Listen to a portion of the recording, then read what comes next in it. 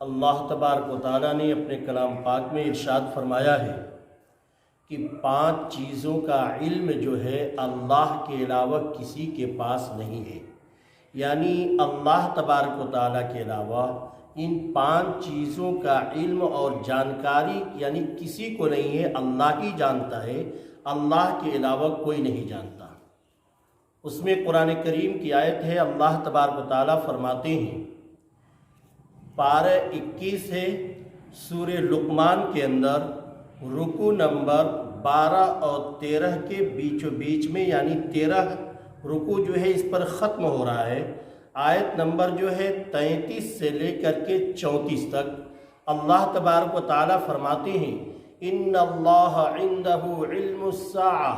وینزل الغیث ویعلم ما فی الارحام وما تدری نفس ماذا تکسب غدا وما تدری نفس بأی ارض تموت ان اللہ علیم خبیر۔ اللہ تبارک و تعالیٰ 5 چیزوں کا علم جو ہے اپنے علاوہ کسی کو نہیں دیا ہے، اور اس کا علم اللہ تبارک و تعالیٰ نے اپنے پاس محفوظ کر کے رکھا ہے۔ ذہن میں بٹھا لیں اس چیز کو، اسی لیے قرآن کریم سے میں نے اس کا دلیل پیش کیا ہے۔ وہ 5 چیزیں کون سی ہیں اس کو ہمیں اپنے ذہنوں میں بٹھا لیں اور جانکاری حاصل کر لیں۔ اللہ تبارک و تعالیٰ فرماتے ہیں، سب سے پہلے اس کی شروعات فرماتے ہیں، ان اللہ عندہ علم الساعہ۔ اللہ فرماتے ہیں کہ بے شک اس کے پاس ہے قیامت کا علم۔ پتہ یہ چلا کہ ان 5 چیزوں میں سب سے پہلی جو چیز ہے، اللہ تبارک و تعالیٰ نے فرمایا قیامت کا علم ہے۔ قیامت کب آئے گی اور کب کس وقت آئے گی، کون سے تاریخ میں آئے گی، اس کا ثبوت اور اس کی دلیل کسی کے پاس نہیں ہے۔ وہ الگ بات ہے کہ اللہ تبارک و تعالیٰ کے پیارے رسول محمد رسول اللہ صلی اللہ علیہ وسلم نے کچھ نشانیوں کو بتا دیا ہے، لیکن اس کا کنفرم علم جو ہے یہ اللہ ہی کے پاس ہے۔ کون سا دن ہوگا، کون سا مہینہ ہوگا، کون سا وقت ہوگا، یہ صحیح جو تاریخ اور صحیح جو وقت ہے یہ اللہ ہی کو معلوم ہے، اللہ کے علاوہ کسی کو نہیں معلوم ہے۔ تو 5 چیزوں میں سے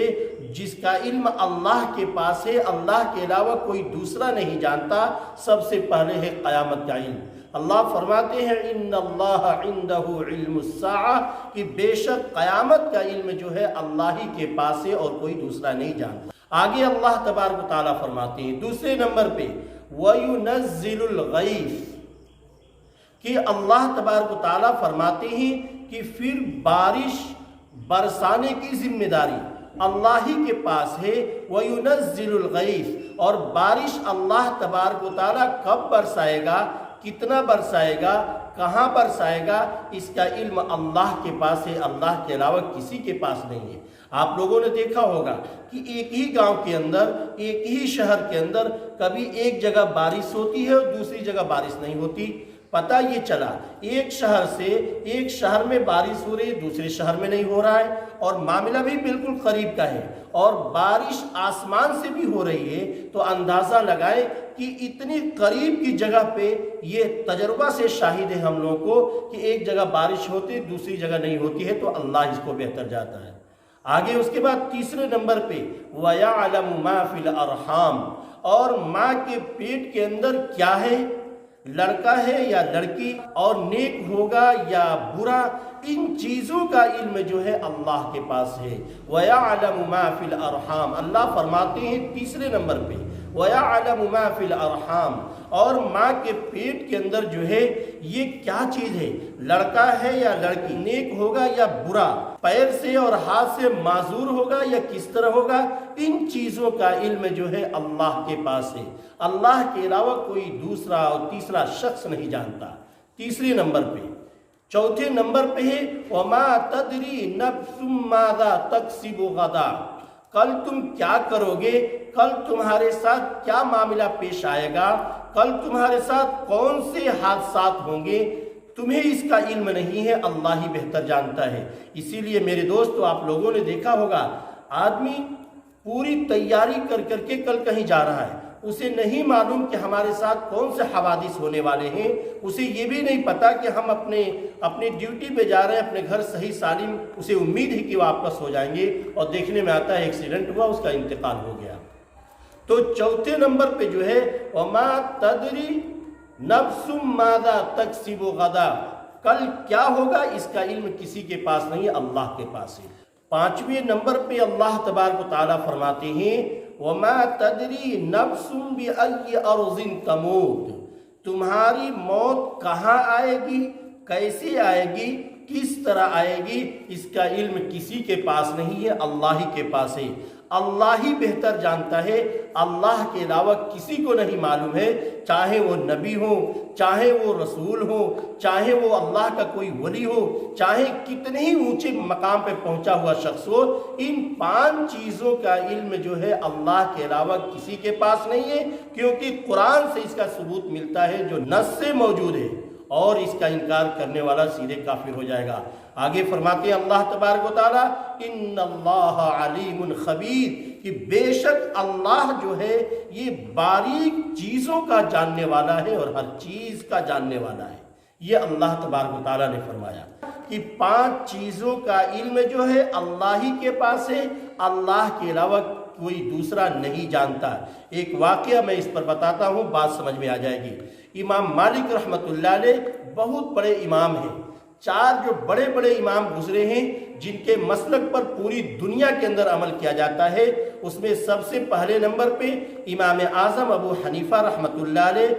امام شافعی رحمۃ اللہ علیہ، امام مالک رحمۃ اللہ علیہ، امام احمد بن حنبل رحمۃ اللہ علیہ۔ ان 4 اماموں کے مسلک پر پوری دنیا کے اندر عمل کیا جا رہا ہے، لوگ انہی کے مقلد ہیں اور انہی کی اقتداء کرتے ہیں، ان 4 اماموں میں سے کسی ایک کو۔ امام مالک رحمۃ اللہ علیہ مدینے کے اندر ہمیشہ رہتے تھے،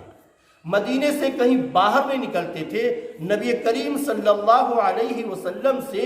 غائب درجے کا محبت تھا، حد سے زیادہ عشق تھا محمد صلی اللہ علیہ وسلم سے۔ ان کی دلی خواہش یہ تھی کہ میری موت آئے تو مدینے میں آئے اور مدینہ سے ہٹ کر کہیں موت نہ آئے۔ ایک مرتبہ خواب میں دیکھتے ہیں کہ اللہ کے رسول صلی اللہ علیہ وسلم موجود ہیں۔ امام مالک رحمۃ اللہ علیہ نے نبی کریم صلی اللہ علیہ وسلم کو دیکھا تو مسکراتے ہوئے اللہ کے رسول صلی اللہ علیہ وسلم سے فرمایا، اے میرے محبوب، اے اللہ کے پیارے نبی محمد صلی اللہ علیہ وسلم، مجھے بے انتہا آپ سے محبت ہے، میں ایک چیز آپ سے معلوم کرنا چاہتا ہوں کہ میں 17 سال سے مدینہ المنورہ میں موجود ہوں، اور میرا عشق اور محبت یہ ہے، میں نہیں چاہتا کہ مدینے سے باہر جا کر کے میری کہیں موت آئے، میری دلی خواہش اور آرزو یہ ہے کہ مدینے کے اندر میری موت ہو۔ تو پوچھتے ہیں اللہ کے رسول یہ ہمیں بتا دے ہماری موت کب آئے گی۔ میرے دوستو، نبی کریم صلی اللہ علیہ وسلم نے حضرت امام مالک رحمۃ اللہ علیہ کے سوال کے جواب میں آسمان کی طرف دیکھا اور مسکرا کر کے اس طرح 5 انگلیوں کو اشارہ کر کے اور پھر اللہ کے رسول صلی اللہ علیہ وسلم غائب ہو گئے۔ امام مالک رحمۃ اللہ علیہ حیران ہوئے، امام مالک رحمۃ اللہ علیہ پریشان ہوئے، اپنے وقت کے امام ہیں اور اتنے بڑے عالم ہیں، اب اللہ کے رسول صلی اللہ علیہ وسلم نے جو 5 انگلیوں کو اشارہ جو کیا تھا اس کے بعد غائب ہو گئے۔ امام مالک رحمۃ اللہ علیہ پریشان ہوتے ہیں کہ ہم 5 گھنٹے زندہ رہیں گے یا 5 دن زندہ رہیں گے یا 5 ہفتے زندہ رہیں گے یا 5 مہینے زندہ رہیں گے یا 5 سال زندہ رہیں گے، یہ اس کا مقصد سمجھ میں نہیں آ رہا تھا کہ اللہ کے رسول صلی اللہ علیہ وسلم کا یہ 5 طرح کا اشارہ کرنے کا مقصد کیا تھا۔ اتنے بڑے امام ہو کر کے پریشان ہو گئے۔ اس زمانے میں خواب کی تعبیر بتانے والوں میں علامہ ابن سیرین رحمۃ اللہ علیہ بہت بڑے امام گزرے تھے، خواب کی تعبیر بتانے میں ان کو اعلیٰ قسم کی مہارت حاصل تھی۔ امام مالک رحمۃ اللہ علیہ نے ایک آدمی کو بھیجا علامہ ابن سیرین رحمۃ اللہ علیہ کے پاس اور کہا جا کر کے وہاں پہ اس خواب کی تعبیر پوچھ کر کے آؤ۔ جب ایک آدمی گئے خواب کی تعبیر پوچھنے کے لیے تو علامہ ابن سیرین رحمۃ اللہ علیہ نے فرمایا کہ وہ کون ہے جس نے اس خواب کو دیکھا ہے۔ یقین ہو گیا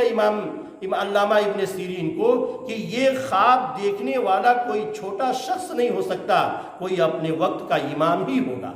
جب انہوں نے پوچھا تو امام مالک رحمۃ اللہ علیہ کا نام بتایا تو میرے دوست علامہ ابن سیرین نے کہا کہ مجھے یقین تھا کہ یہ خواب دیکھنے والا اپنے وقت کا امام ہی ہو سکتا ہے، کوئی دوسرا نہیں ہو سکتا۔ پھر اس کے بعد انہوں نے کہا کہ جا کر کے امام مالک رحمۃ اللہ علیہ کو بتاؤ کہ جو اللہ کے رسول صلی اللہ علیہ وسلم نے اپنے ہاتھ سے جو 5 انگلیوں کا جو اشارہ کیا ہے، وہ مقصد یہ تھا اللہ کے رسول صلی اللہ علیہ وسلم کا، خمس لا يعلمه الا اللہ، کہ 5 چیزیں ایسی ہیں جس کا علم اللہ کے علاوہ کسی کو معلوم نہیں ہے۔ اس میں سے ایک یہ بھی ہے کہ تمہاری موت کب آئے گی،